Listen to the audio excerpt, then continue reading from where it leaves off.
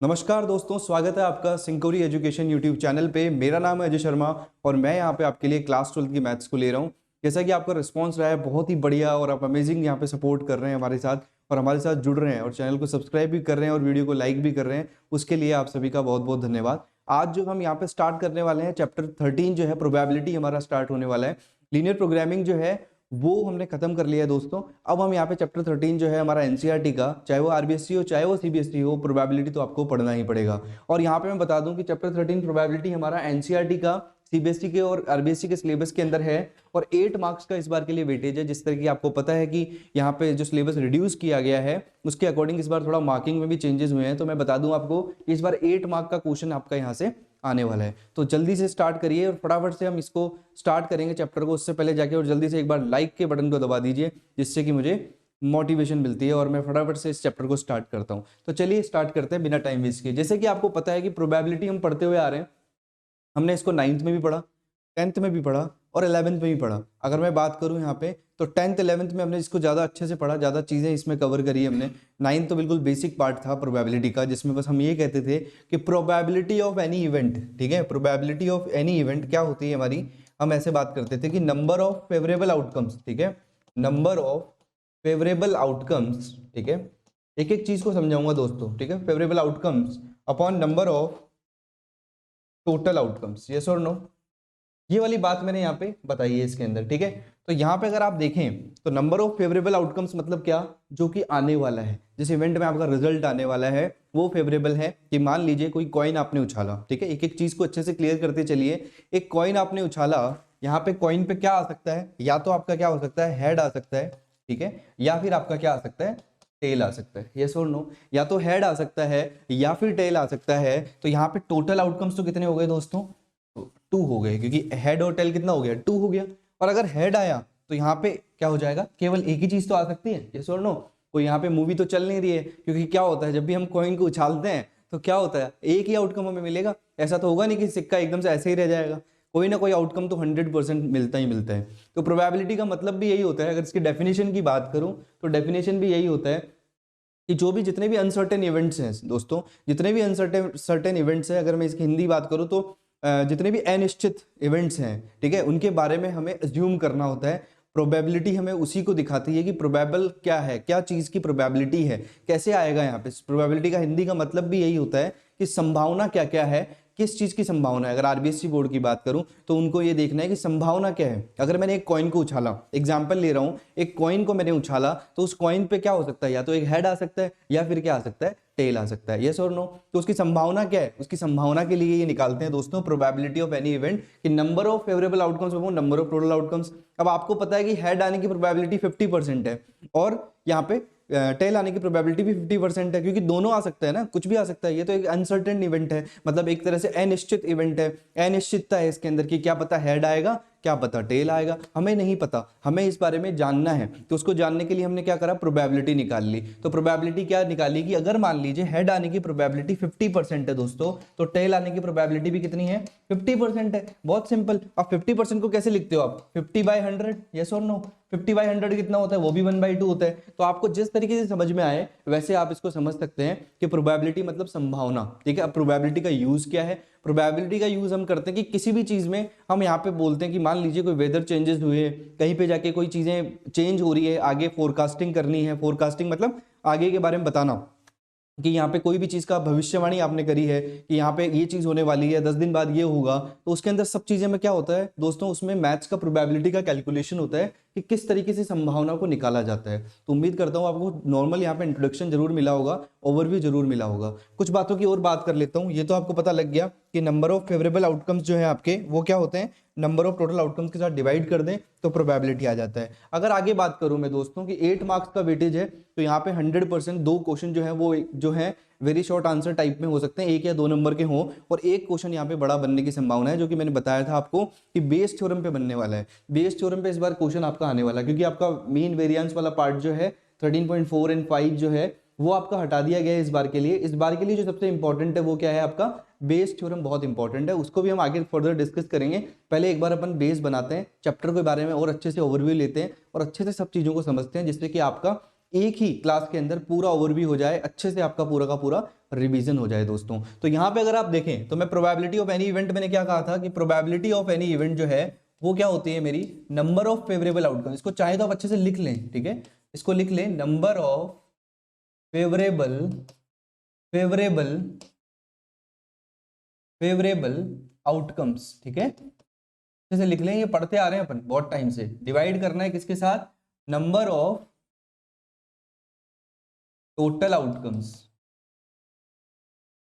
बस ये बात आपको अच्छे से पता होनी चाहिए कि number of favourable outcomes upon number of total outcomes के साथ आपको क्या कर देना है, इसको डिवाइड कर देना है। ये तो हमारा की रहेगा ही रहेगा हमेशा, ये तो हमारा की कंसेप्ट और बेसिक कंसेप्ट रहेगा जो हम पढ़ के आए हैं। अब हम यहाँ पे आज थोड़ा फर्दर हम आगे बात करेंगे। जैसे मैंने अभी कॉइन के बारे में बताया, वैसे अगर मान लीजिए कुछ डाइस हो आपके पास, क्या हो, डाइस आपके पास हो। अगर डाइस में क्या होता है दोस्तों, डाइस में हमारे पास यहाँ पे 1 2 3 4 5 6 होता है इवेंट। हमने खेला होगा सांप सीढ़ी वाला गेम, खेला होगा बचपन में। डाइस जानते हैं आप लोग, क्यूब जिसको बोलते हैं आप लोग। तो यहाँ पे क्या होता है, डाइस क्या होता है, पहला अगर होता है तो इस तरीके से दिखता है आपको।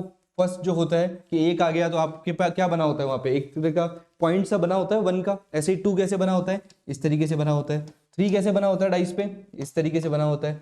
4 कैसे बना होता है, मैं आपको एक बार फील करवाना चाहता हूँ कि डाइस के क्वेश्चंस को कैसे करेंगे हम, उसके बारे में हम बात करेंगे। लेकिन उसके पहले हमें डाइस को जानना तो पड़ेगा दोस्तों। तो यहाँ पे ये क्या हो गया मेरा 5 और ये क्या हो गया हमारा 6 हो गया दोस्तों। तो ये आपको पता होना चाहिए। इस तरीके से डाइस पे हमारे क्या होते हैं, आउटकम्स आते हैं। अगर आपसे पूछ लिया जाए कि एक आने का यहाँ पे आउटकम क्या होगा, एक आने की प्रोबेबिलिटी क्या होगी, तो प्रोबेबिलिटी क्या होगी दोस्तों, अगर मैं यहाँ पे 1 लेके आ रहा हूँ तो यहाँ पे टोटल आउटकम्स तो कितने हैं मेरे, 6 हैं। जैसे कि फॉर्मूले में है कि नंबर ऑफ टोटल आउटकम्स कितने होने चाहिए, 6 होने चाहिए। और आएगा कितना, एक बार में एक ही तो आएगा दोस्तों। ऐसा तो होगा नहीं कि दो दो यहाँ पे हमारे पास जो है इवेंट हो गए, दो दो चीजें यहाँ पे, दो दो आउटकम आ रहे हैं।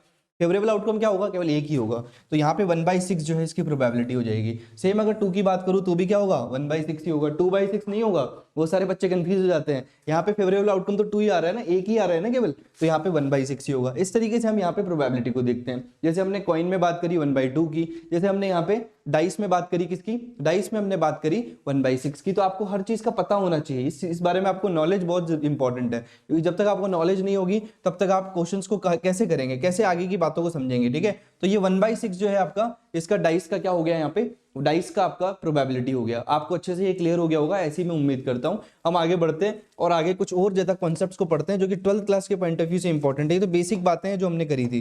अगर बात करूं कार्ड्स के बारे में, तो कार्ड्स के बारे में भी आपको पता होना चाहिए कि कार्ड्स क्या होते हैं। कार्ड्स के बारे में क्या होता है, हमारे टोटल कार्ड्स कितने होते हैं दोस्तों, 52 कार्ड्स होते हैं। कितने होते हैं, 52 कार्ड्स होते हैं। अगर मैं बात करूं तो 52 कार्ड्स में क्या क्या होता है, हमारे 4 चीजें होती है 52 कार्ड्स में। एक होता है हमारा हार्ट, होता है कि नहीं होता, जो हर्ट होता है वो होता है, हर्ट्स जो होते हैं, जिसको हम बोलते हैं आरबीएससी स्टूडेंट अगर पत्ते खेलते हैं, अगर जिन्होंने भी यहाँ पे ताश की पत्ती खेली हुई है, यहाँ पे कार्ड्स खेले हुए हैं, उनको पता होगा कि लालपान जो होता है वो होता है हमारा हर्ट जो होता है, ठीक है। एक एक चीज को समझना है अपने को। उसके बाद होता है हमारा डायमंड, ठीक है। डायमंड जो होता है उसको हम बोलते हैं ईट, बोलते हैं लोग, ठीक है। जनरल भाषा में हम क्या बोलते हैं कि ईट का जो है वो इक्का है, ईट का बादशाह है, ऐसे हम बोलते हैं, ठीक है। उसको हम डायमंड बोलते हैं, हार्ट बोलते हैं। और साथ में हमारा आता है स्पेड। स्पेड जो होता है दोस्तों वो होता है हमारा, आप जो बोलते हैं हुकुम, जिसको बोलते हैं आप हुकुम का इक्का, या जो भी है ब्लैक कलर का जो होता है उसका, जो वो ब्लैक कलर है हमारा, ये ब्लैक कलर का होता है। और ये दोनों रेड रेड कलर के होते हैं, हार्ट और डायमंड जो है, मतलब ईट और लालपान जो है वो रेड कलर की होती है। और यहाँ पे अगर बात करूँ स्पेड की, तो वो किस कलर का होता है, ब्लैक कलर का होता है। अगर आगे बात करें तो स्पेड के बाद क्या होता है दोस्तों, स्पेड के बाद आपका जो है जो चौथा पत्ता होता है वो क्या होता है, उसके बारे में भी हम बात करेंगे। उससे पहले मुझे एक बात बताइए आप कि यहाँ पे 52 कार्ड्स होते हैं, तो सबके वेटेज क्या क्या होते हैं, सबके वेटेज यहाँ पे क्या होते हैं, 13 13 और 13, क्योंकि 13 पत्ते सबके होते हैं दोस्तों, 13 पत्ते सबके होते हैं। और लास्ट वाला जो पार्ट होता है वो क्या होता है, हमारा क्लब होता है। क्लब भी यहाँ पे क्या होता है, ब्लैक कलर का होता है। उसको हम बोलते हैं चिड़ी का, जो बोलते हैं अपन चिड़ी जो बोलते हैं ना, वो जो हमारा नॉर्मल भाषा में जो यूज होता है, जिससे कि आप ज्यादा कनेक्ट कर पाए, आरबीएससी वाले बच्चे भी समझ पाएंगे कि कार्ड्स की बातें क्या हो रही है। तो यहाँ पे अगर क्या हो रहा है, यहाँ पे क्लब जो है वो भी ब्लैक कलर का है, उसके भी कितने पत्ते हैं दोस्तों, 13 पत्ते होते हैं। अब आपसे बोला जाए कि बताइए कि यहाँ पे फोटो फ्रेम वाले कार्ड कौन कौन से होते हैं। तो यहाँ पे आपको फोटो बनी होती है, जिसके अंदर लिखा होता है कि भाई फोटो सी बनी हुई है, नॉर्मल पत्ता नहीं है, उसपे फोटो बना हुआ है। तो फोटो किस किस का होता है, एक तो किंग के साथ फोटो होता है दोस्तों, ये सुनो, ये जनरल क्वेश्चन पूछ लिया जाता है। किंग जो होता है, जिसको आप बादशाह बोलते हैं, उस पे यहाँ पे फोटो बना होता है। चारों के बादशाह होता है, चारों का, हार्ट का भी होता है, डायमंड का भी होता है, स्पैड का भी होता है, क्लब का भी होता है, ठीक है। तो यहाँ पे किंग होता है और उसके साथ कौन होता है, हमारा क्वीन होता है। उसके ऊपर भी यहाँ पे क्या होता है, फोटो फ्रेम बना होता है। और अगर बात करूं जैक की, जैक होता है हमारा, वो होता है दोस्तों जिसे आप बोलते हैं गुलाम, ठीक है, वो जैक होता है जो कि यहाँ पे क्या होता है, राजा का गुलाम होता है, वो जैक होता है। और जैक के भी कितने पत्ते होते हैं, 4 ही पत्ते होते हैं। तो आपको ये भी पता होना चाहिए कि चाहे किंग हो, चाहे क्वीन हो, चाहे यहाँ पे जैक हो, उनके यहाँ पे तीनों के जो पत्ते होते हैं उनपे क्या बना होता है, फोटो बना होता है। और फोटो बना होता है तो आपको प्रोबेबिलिटी निकालने के लिए बोला जाएगा, तब आप बोलेंगे आपको कि बताइए, क्या बोलेंगे कि बताइए कि यहाँ पे फोटो बने हुए जितने भी कार्ड्स हैं उनकी प्रोबेबिलिटी क्या है। तो आपको पता तो हो कम से कम कि फोटो कौन कौन से कार्ड्स पे होती है। तो आपको पता होगा यहाँ पे कि किंग यहाँ पे कितने होते हैं, 4, क्वीन कितनी होती है, 4, जैक कितने होते हैं, 4, यस और नो। टोटल कितने हो जाएंगे फोटो बने हुए, 12, और टोटल आउटकम्स कितने हैं, 52। तो 12/52 इसका आंसर हो जाएगा। आपको एक एक बात को समझना है, इजीली चीजों को जितना आप ग्रैब करेंगे उतना अच्छा होगा। अगर आप कॉम्प्लिकेशंस में जाएंगे तो आपको प्रॉब्लम्स आएंगी। तब तक आप यूनियन इंटरसेक्शन ना पढ़ें, तब तक आप कंडीशनल प्रोबेबिलिटी में ना जाएं जब तक आपको बेसिक नहीं पता। अगर बेसिक पता होगा तो फिर आप सैंपल स्पेस भी बना पाएंगे, आप कंडीशनल प्रोबेबिलिटी को भी कर पाएंगे, और जितने भी क्वेश्चंस पे बनते हैं चाहे वो यूनियन से रिलेटेड हो चाहे वो इंटरसेक्शन से रिलेटेड हो, आप आसानी से कर सकते हैं, यस और नो। तो यहाँ पे ये इंपॉर्टेंट बातें मैंने बताई जिसमें मैंने ओवरव्यू दिया है कि प्रोबेबिलिटी बेसिकली है क्या। उसके बाद हम आगे की बात करेंगे जिसमें हम बताएंगे कि सैंपल स्पेस कैसे बनता है, किस तरीके से हम यहाँ पे कॉइन्स जो है उनको सॉल्व करते हैं कि कॉइन पे जितने भी प्रोबेबिलिटी होती है, मान लीजिए 2 कॉइन एक साथ उछाले गए, 3 कॉइन एक साथ उछाले गए अगर, तो क्या होगा, रैंडम अपन क्या निकालेंगे, किस तरीके से प्रोबेबिलिटी को फाइंड करेंगे, ठीक है। सैंपल स्पेस कैसे लिखते हैं उसका, probability of any event A है, probability of any event B है, उन दोनों का यहाँ पे हमें साथ में यूनियन लेना है या इंटरसेक्शन लेना है तो उसको कैसे सॉल्व किया जाता है, उन सब के बारे में बाद में बात करूंगा, जिसके ऊपर हमारी 13.1 जो एक्सरसाइज है वो बेस्ड है। और यहाँ से एक छोटा क्वेश्चन आने की बहुत बहुत ज्यादा प्रोबेबिलिटी है। नाम चैप्टर का प्रोबेबिलिटी है और यहाँ से क्वेश्चन आने का भी जो है प्रोबेबिलिटी बहुत ज्यादा है। तो इसको बहुत अच्छे से समझना बहुत इंपॉर्टेंट है। हंसते रहिए, मुस्कुराते रहिए और जल्दी जल्दी क्वेश्चन को भी सॉल्व करते जाइए फटाफट से। ये कार्ड्स के बारे में थोड़ा कंफ्यूजन होता है लोगों को, अगर आप चाहें तो इसका स्क्रीनशॉट ले लें और इजी वे में इसको समझ लें। फिर हम देखते हैं फर्दर कि हम और क्या क्या चीजों को एड ऑन करते हैं और क्या क्या चीजें लेके आते हैं, यूनियन लेते हैं, इंटरसेक्शन लेते हैं। तो एक बार इसका स्क्रीनशॉट ले लें। तो यहाँ पे आपने देख लिया कि सारा पार्ट, यहाँ पे आपने स्क्रीनशॉट भी ले लिया होगा, कार्ड्स के बारे में अच्छे से समझ भी लिया होगा, सारी चीजें आपने कर ली होगी। तो यहाँ पे आपने समझा कि मैंने कॉइन की बात करी, क्योंकि बेसिकली आपको जो प्रोबेबिलिटी में क्वेश्चंस मिलते हैं दोस्तों वो कॉइन पे होते हैं या फिर डाइस पे होते हैं, क्यूब पे होते हैं या फिर यहाँ पे कार्ड्स पे होते हैं। तो यही बातें सबसे इंपॉर्टेंट हो रह जाती है। तो इनका ओवरव्यू देना यहाँ पे बहुत ज्यादा इंपॉर्टेंट है। आगे बात करते हैं कि हमारे 12th क्लास के लिए क्या इंपॉर्टेंट है, वो यहाँ पे हम डिस्कस करने वाले हैं। क्योंकि मैं यहाँ पे आपको बहुत ज्यादा टाइम कंज्यूमिंग नहीं चाहता कि बहुत ज्यादा लंबा आपकी क्लास लूँ मैं और बहुत ज्यादा टाइम जो है आपका कंज्यूम करूँ। मैं चाहता हूँ आपको शॉर्ट रिवीजन देना चाहता हूँ जिससे कि आपको चीजें भी क्लियर हो जाए और हर एक बात को आप समझ भी जाएं अच्छे से। यही मेरा जो है मेनली जो फोकस इसी चीज पे है। अगर आप देखेंगे PEF जो दिखा हुआ है आपको कि number of elementary events favourable to E intersection F upon number of elementary events favourable to F, ये आपको बार बार फॉर्मूला 13.1 में आप यूज करेंगे। लेकिन ये वही फॉर्मूला है, अगर आप देखें तो एक ही वही फॉर्मूला बार बार रिपीट हो रहा है, बार बार चीजें वही आ रही है, क्योंकि बेसिक्स कभी नहीं बदलते दोस्तों। मैथ्स के बेसिक वही रहने वाले हैं। क्या बोला था मैंने कि number of favourable outcomes upon number of total outcomes की मैंने बात करी थी, ठीक है, कोई भी प्रोबेबिलिटी अगर आपको निकालना है। बट यहाँ पे क्या हो रहा है, कंडीशनल प्रोबेबिलिटी हो जा रही है। मैं इसके बारे में डिस्कस भी करूंगा कि कंडीशनल प्रोबेबिलिटी क्या होती है। लेकिन उससे पहले क्या हो रहा है यहाँ पे कि ई का जो है, आप एक तरह से ये समझिए कि ई का जो प्रोबेबिलिटी निकाला जा रहा है विद रिस्पेक्ट टू एफ के रिस्पेक्ट में निकाला जा रहा है, यस और नो। अब यहाँ पे आपसे बोला गया कि number of elementary events favourable to E intersection F, और ई इंटरसेक्शन एफ क्या होता है आपको पता है, आपने सेट्स में पढ़ा होगा कि यहाँ पे 11th क्लास में सेट्स में पढ़ा होगा आपने कि ई इंटरसेक्शन एफ होता है हमारा ई और एफ का कॉमन पार्ट। क्या पार्ट, कॉमन पार्ट जो है जैसे हम बनाते थे यहाँ पे कि मान लीजिए ये है मेरा ई सेट और ये है मेरा एफ सेट, तो ये ई है और ये एफ है, तो ई इंटरसेक्शन एफ क्या हो जाएगा मेरा, ये वाला कॉमन पार्ट, यस और नो। तो ये वाला कॉमन पार्ट क्या हो जाएगा मेरा, ई इंटरसेक्शन एफ हो जाएगा। तो यहाँ पे अगर आप देख रहे हैं तो एफ के रेस्पेक्ट में निकाला जा रहा है और क्या हो रहा है, आपको ई इंटरसेक्शन एफ रखा जा रहा है। तो वो तो बात वही रही है कि number of favourable outcomes upon number of total outcomes, F के रेस्पेक्ट में ई की प्रोबेबिलिटी क्या होगी, वही ये फॉर्मूला बात कर रहे हैं, यस और नो। इंपॉर्टेंटली आपको समझ में आया होगा। इसको अगर आप रिप्रेजेंट करें तो probability of E intersection F और प्रोबेबिलिटी ऑफ एफ को डिवाइड कर दिया जाए और प्रोबेबिलिटी ऑफ एफ जो है वो नॉट इक्वल टू 0 हो, तो हम बोल सकते हैं कि ये फॉर्मूला होगा हमारा PEF का, ठीक है। E with respect to F, E की probability with respect to F बतानी है, एफ के थ्रू बतानी है, एफ यहाँ पे डिवाइड होगा। और हमेशा याद रखना जब भी ई और एफ इस तरीके से लिखा जाता है, जो इस साइड लिखा जाता है उससे यहाँ पे डिवाइड किया जाता है, और ई और एफ को ऊपर क्या लिख दिया जाता है, उसका इंटरसेक्शन लिख दिया जाता है, जिससे कि आपको चीजें समझ में आ जाए। तो आप चाहे तो ये फॉर्मूले भी नोट डाउन कर सकते हैं, क्योंकि ये बार बार यूज आने वाले हैं। तो एक बार देख लीजिए इनको सारे को, एक बार स्क्रीनशॉट ले लीजिए इसका। तो यहाँ पे अगर आपने देखा तो ये सारी बातें अपनी क्लियर हो गई आपकी। इसके बाद अगर आगे बात करूं मैं, तो अगर नेक्स्ट पॉइंट पे बात करूं, क्योंकि मुझे कंडीशनल प्रोबेबिलिटी आपको बताना है कि क्या चीजें होती है, उससे पहले मैं कुछ जो यहाँ पे प्रॉपर्टीज हैं उनको डिस्कस कर रहा हूँ आपके साथ, जिससे कि आपको क्लैरिटी हो जाए। देखो प्रॉपर्टीज का यहाँ पे आपको बेसिकली जो अपना थ्योरम होता है उसका जो है डेरिवेशन आपका इंपॉर्टेंट नहीं है एग्जाम पॉइंट ऑफ व्यू से, डेरिवेशन से ज्यादा इंपॉर्टेंट है कि यहाँ पे कंडीशनल प्रोबेबिलिटी को या फिर या प्रॉपर्टीज को अच्छे से समझ लिया जाए, क्योंकि जब तक अच्छे से नहीं समझेंगे हम चीजों को तब तक चीजें क्लियर नहीं होंगी। तो बहुत ही यहाँ पे आराम से इनको समझेंगे। अगर आपको पी ए का यूनियन दिया हुआ है बी के साथ, आपको पता भी है यहाँ पे सेट्स में पढ़ा होगा आपने कि अगर आपको ए यूनियन बी निकालना है, क्या निकालना है, ए यूनियन बी निकालना है, तो आपको क्या करना पड़ेगा, पहले ए निकालो फिर बी निकालो और फिर क्या माइनस कर दो, ए के इंटरसेक्शन को बी के साथ माइनस कर दो। ये सेट्स में पढ़ा है आप लोगों ने, ठीक है, ये 11th क्लास में आपने अच्छे से पढ़ा है कि ए प्लस बी कर दो और ए और बी के इंटरसेक्शन को माइनस कर दो, मतलब इन दोनों के कॉमन पार्ट को माइनस कर दो।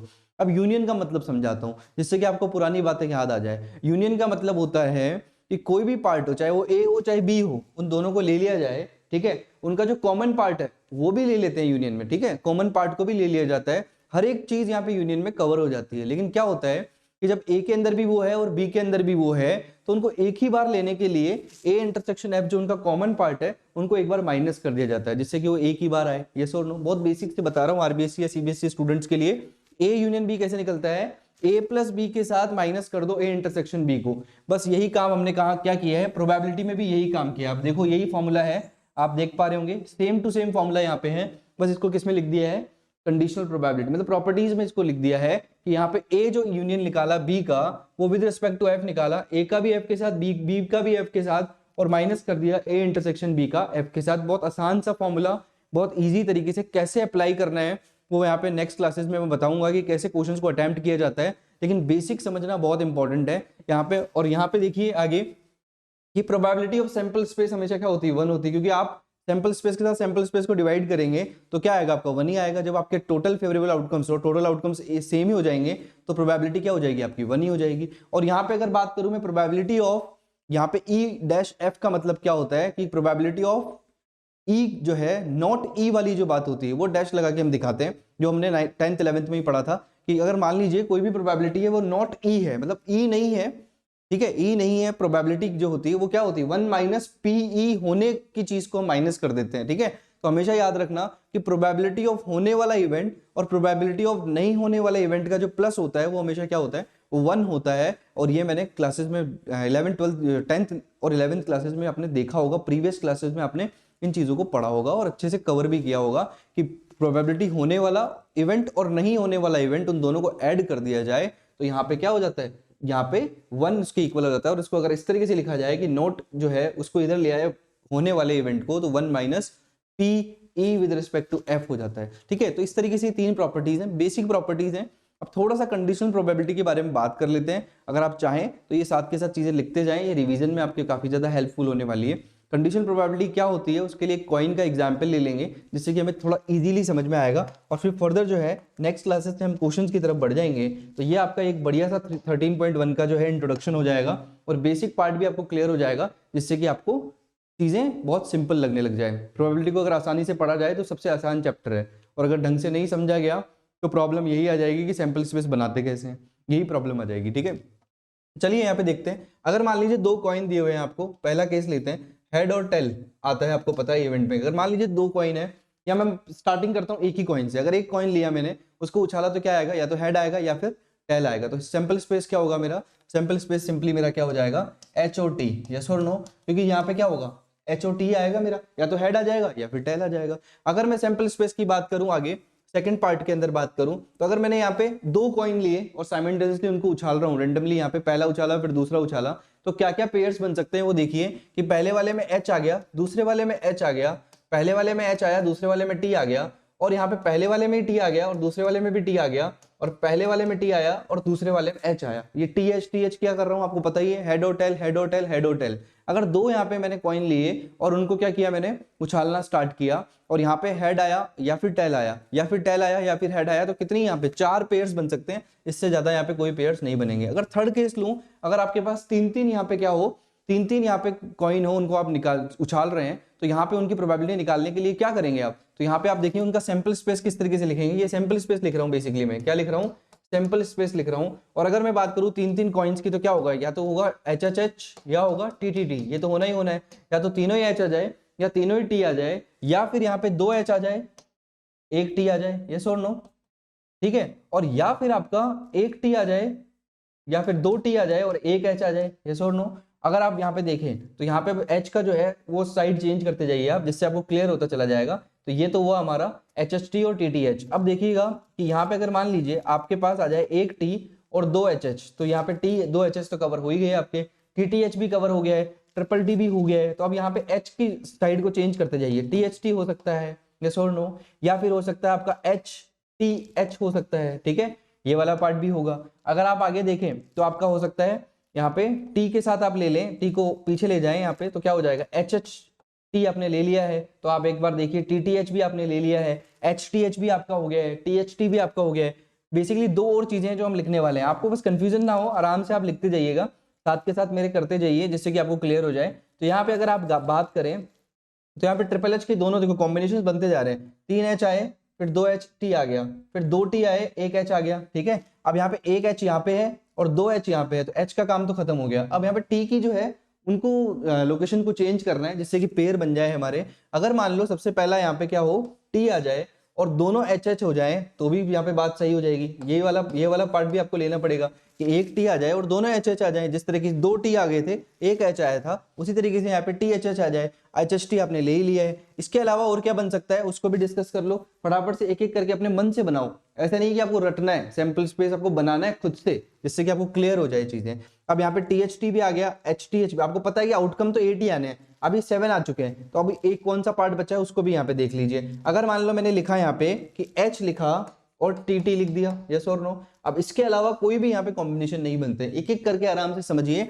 HTT देखो कोई भी कॉम्बिनेशन किसी के साथ मैच कर रहा है क्या, नहीं कर रहा है, तो यहाँ पे आप आसानी से समझ सकते हैं। जब तीनों बार TH आया, तीनों बार T आया, 2H 1 T, 2H यहाँ पे भी है लेकिन T बीच में है, तो इस तरीके से आप कॉम्बिनेशंस को बना सकते हैं। बेसिकली अगर आपको बताऊं मैं, तो अगर आपको बोला जाए कि 3 कॉइन है या आपको 2 कॉइन है, तो आप डायरेक्टली भी निकाल सकते हैं। क्या कर सकते हैं, 2 की पावर n से आप फाइंड आउट कर सकते हैं। जैसे कि 3 कॉइन है तो क्या हो जाएगा, 2 की पावर 3 कितना हो गया, 8 का सैंपल स्पेस होगा, तो यहाँ पे 8 हो जाएगा। जैसे यहाँ पे लिखा हुआ है 2 की पावर 2 तो कितना हो जाएगा, 4 का सैंपल स्पेस हो जाएगा। अगर यहाँ पे लिखा हुआ है 2 की पावर 1 तो कितना हो जाएगा, 2 का सैंपल स्पेस हो जाएगा। इस तरीके से सैंपल स्पेस को हम फाइंड आउट कर सकते हैं, यस और नो।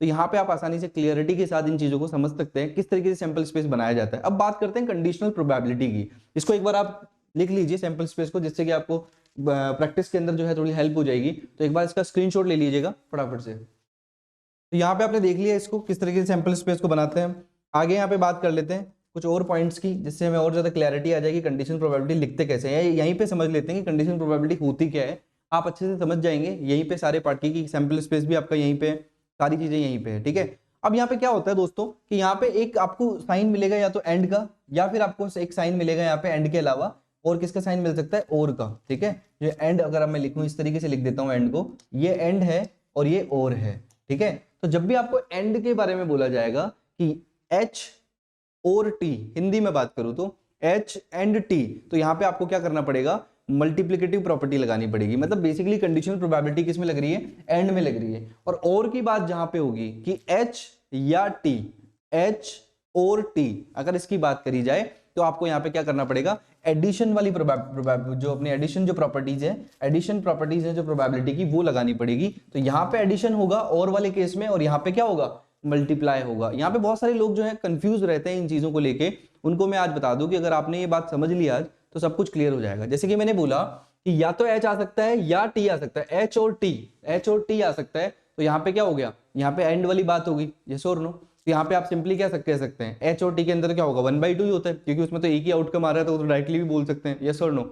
अगर बात करूं आगे, तो यहाँ पे आपका HH आ रहा है, या HT आ सकता है, या TT आ सकता है, या TH आ सकता है, यस और नो। अगर मैं डायरेक्टली बोलूं कि अगर मैं अपने बेसिक फॉर्मूले से इसको अप्लाई करूं तो क्या होगा, नंबर ऑफ फेवरेबल आउटकम्स तो एक ही होगा, क्योंकि या तो दोनों पे एच आ जाएगा या दोनों पे टी आ जाएगा या एच टी आ जाएगा। तो मेरा number of favourable outcomes upon total outcome वाला फॉर्मूला यहाँ पे अगर अप्लाई करूंगा तो आंसर क्या आएगा, 1/4 ही आएगा। यस और नो, 4 यहाँ पे टोटल है सैंपल स्पेस के अंदर और एक ही मेरा फेवरेबल आउटकम होगा, तो यहाँ पे 1/4 आ गया। यस और नो। अब यहाँ पे देखिए आप, मैं इसमें एंड लगा रहा हूँ कि या तो एच एच आ सकता है या और क्या आ सकता है, और यहाँ पे देखो हिंदी में बता रहा हूँ, और या एंड क्या आ सकता है, एच टी आ सकता है, टी टी आ सकता है या टी एच आ सकता है। एंड लगा रहा हूँ इस पे बेसिकली, और हिंदी में और है, तो बच्चों को कंफ्यूजन यही होता है कि और वाला मामला तो कुछ और है, लेकिन ये और का हिंदी में मतलब या है दोस्तों, क्या है, या, ठीक है, या एच या, और यहाँ एंड का मतलब क्या है, और है। तो ये हिंदी और इंग्लिश में तो कंफ्यूजन है ना, उसको आप थोड़ा सा ध्यान रखना है आपको कि एंड यहाँ पे और है, तो अगर मान लीजिए एंड लगाया एच एच और एच टी, टी टी और टी एच कोई भी एक आ सकता है, तो यहाँ पे क्या होगा, एच एच की प्रोबेबिलिटी क्या हो जाएगी दोस्तों, अगर मैं बेसिकली देखूं यहाँ पे एच एच की प्रोबेबिलिटी को यहाँ पे लिख देता हूँ कि पी ऑफ एच एच क्या हो जाएगा मेरा, अगर एच की बात करूं, केवल अकेले सिंगल एच की बात करूं तो कितनी होती है, 1/2, और यहाँ पे दूसरे एच की बात करूं तो वो कितनी होती है, 1/2, तो कितना आंसर आ जाएगा मेरा, 1/4 आ जाएगा। चेक कर लो, यहाँ पे भी 1/4 और जो number of favourable outcomes upon total outcomes है उसमें भी 1/4,